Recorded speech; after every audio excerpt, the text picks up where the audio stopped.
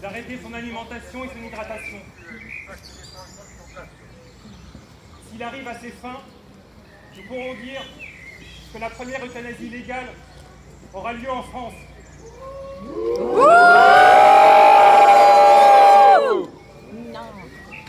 Et tous ceux qui se frottent les mains à voir cette échéance, demain diront, et vous voyez dans quelles conditions il est mort, il faut abroger la loi Leonetti et faire une nouvelle loi.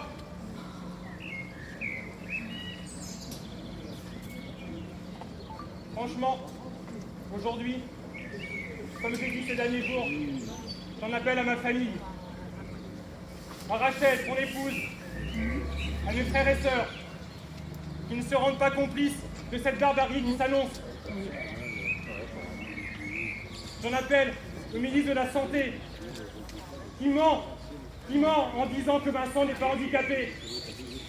Si une personne tétraplégique n'est pas handicapée, qu'est-ce qu'elle est alors?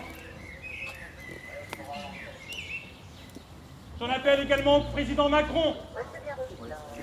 Il n'y a que lui maintenant, qui peut faire changer la donne. Il s'assied sur les conventions internationales. Il crache au visage de Vincent.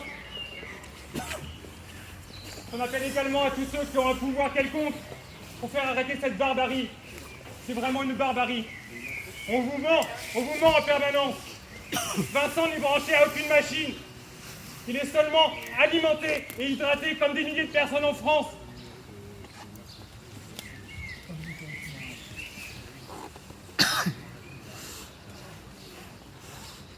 Nous ne savons même pas à l'heure qu'il est comment ça va se passer. On n'a aucune information. Oui, transfert. Et c'est bien ça le problème. Et cette question va nous hantir toute notre vie. Ah oui. Pourquoi on refuse le transfert de Vincent dans des établissements spécialisés? Transfert de Vincent! Transfert de Vincent! Transfert de Vincent! Transfert de Vincent!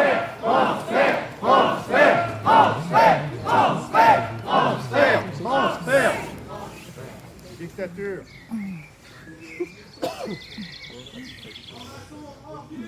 Madame Macron, vous avez des enfants, vous avez des petits-enfants. Vous comprenez, je pense, la douleur d'une mère et d'un père à qui on annonce qu'on va le laisser mourir et de faim. Contrairement à certains spécialistes, oui, les gériatres, ce ne sont pas des spécialistes en EVC-EPR. Il y en a plusieurs ici, dans l'assistance, qui nous soutiennent depuis le début. Vous, les journalistes, allez les voir, qui vous expliquent comment ça se passe dans leur service. Comment voulez-vous que Vincent, dans un service de soins palliatifs, puisse avoir un projet de vie? C'est un projet de mort. Depuis des années, nous devons présenter notre pièce d'identité à chaque visite. Oh là là. À chaque visite. Oh dictature. Il est écrit qu'il ne tuera pas. Imposé pour venir le voir. Imposé. C'est un crime. Part, je n'arrive même plus à pouvoir l'accompagner comme je le souhaitais, comme je le faisais toutes ces années précédentes.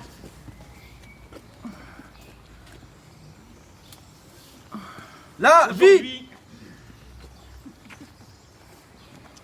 Juridiquement, certainement,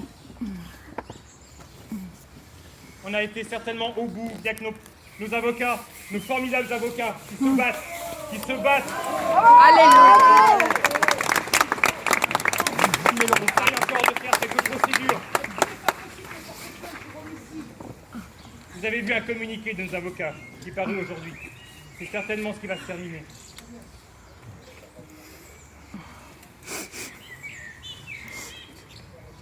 Mais le temps pour nous maintenant, c'est à la prière. Amen. Amen.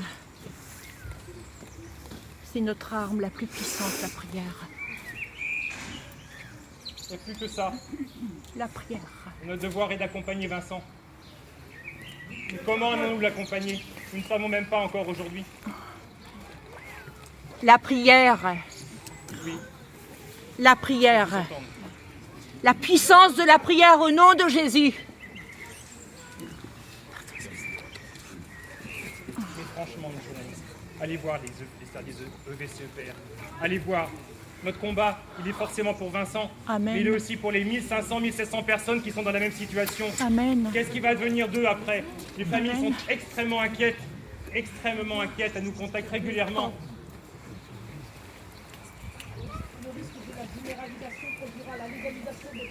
Mais forcément, C'est évident. Les autistes, les vieillards, les malades, toutes les personnes qui seront en situation de dépendance. Et le Mais nous prélèvement sommes dans le pays des d'organes droits à de la l'homme. suite. Mais on devrait justement prendre soin de toutes ces personnes vulnérables. Bien sûr.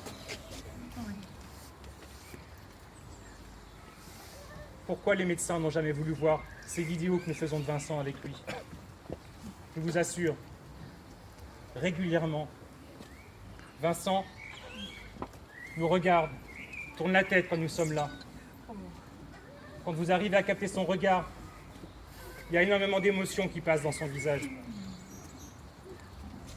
Lorsque le docteur Sanchez a décidé de nous annoncer sa décision finale, mes parents à qui nous avions demandé d'aller prendre un petit peu de repos, ils pensaient que ces 6 mois qui étaient imposés à la France allaient leur permettre de reprendre un petit peu de force. Ils venaient d'arriver, et là, un mail apparaît, annonçant la décision de mort sur Vincent. Quand Vincent a vu ses parents, il a tourné la tête, il s'est mis à pleurer. Vincent sent ce qui se passe autour de lui.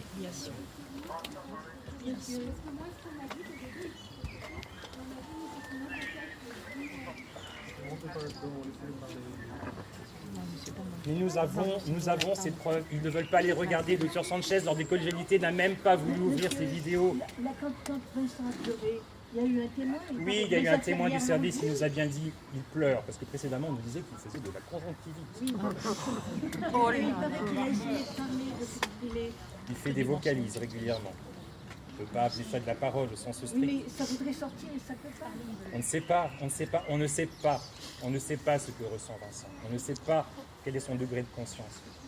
Quand j'entends certains spécialistes dans les médias dire que Vincent a un électrocardiogramme plat, mais nous ne serions pas là aujourd'hui, nous le laisserions partir. Bien sûr. Nous serions dans de l'acharnement thérapeutique à vouloir continuer. Mais Vincent est handicapé et on ne va pas lui reconnaître ce droit, alors qu'il a un dossier d'handicap au Conseil général de la Marne.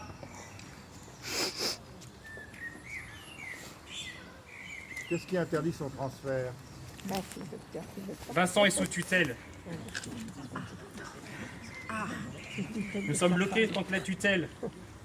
Nous avions demandé qu'elle soit totalement indépendante à la famille. La famille est tellement déchirée qu'il fallait que la tutelle soit indépendante. Et non, ils ont nommé son épouse. C'est ça qui fait blocage. Si l'épouse demandait le transfert de Vincent, mais ça fait déjà des années qu'il y serait. Nous avons encore eu 3 établissements qui nous ont dit il y a une place qui est prête, qui attend Vincent. Nous n'avons jamais eu de projet de vie pour Vincent. Jamais, jamais, jamais. Les médecins manquent d'humilité. Ils savent tout. Ils nous dit on a tout tenté. Oui, on ne le reproche pas de ne pas l'avoir ramené comme on espérait le revoir. Mais maintenant, son état est stabilisé depuis des années. Avant d'être à Sébastopol, il était à la résidence des Capucins, pas très loin d'ici. Nous pouvions le sortir en fauteuil. Nous pouvions partager des moments familiaux avec nous. Il était parmi nous. Il partageait notre vie.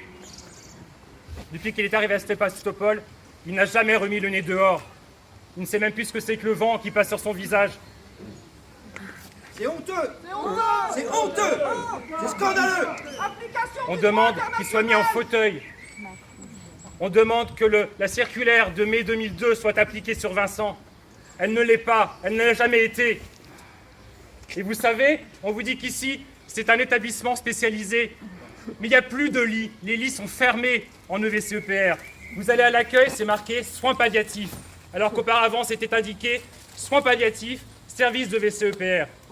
Comment voulez-vous que le personnel en soins palliatifs, qui fait un accompagnement à la mort, puisse psychologiquement passer d'une chambre où quelqu'un va peut-être partir dans les jours qui suivent, accompagner les familles, et d'un seul coup arriver dans la chambre de Vincent et avoir un projet de vie sur lui? Non, psychologiquement, c'est pas possible. J'en appelle également, justement, à tout ce personnel médical qui n'est pas d'accord. Vous savez, ici, beaucoup ne sont pas d'accord de ce qui se passe. Qui le disent, qui disent à Dr Sanchez qu'ils ne veulent pas être des complices de cette mort. Parce que lui, il va arrêter l'hydratation, il va le mettre en sédation profonde, et ensuite, qu'est-ce qui se passera? C'est le petit personnel qui va faire le sale boulot. Est-ce que vous portez plainte contre Sanchez pour homicide? Il y a de fortes chances que ça arrive, que mes parents le fassent. Oui. Il faut. Et pourquoi ils ont laissé la tutelle à sa femme qui veut sa mort? Sa femme veut sa mort.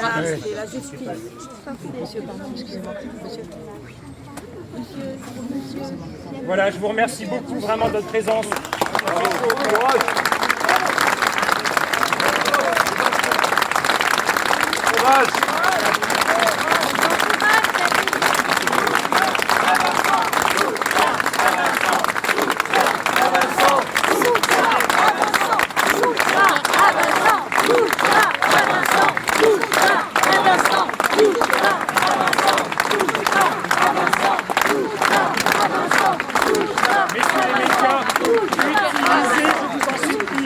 Utilisez les bons termes. Utilisez les bons termes. Vincent n'est branché à rien.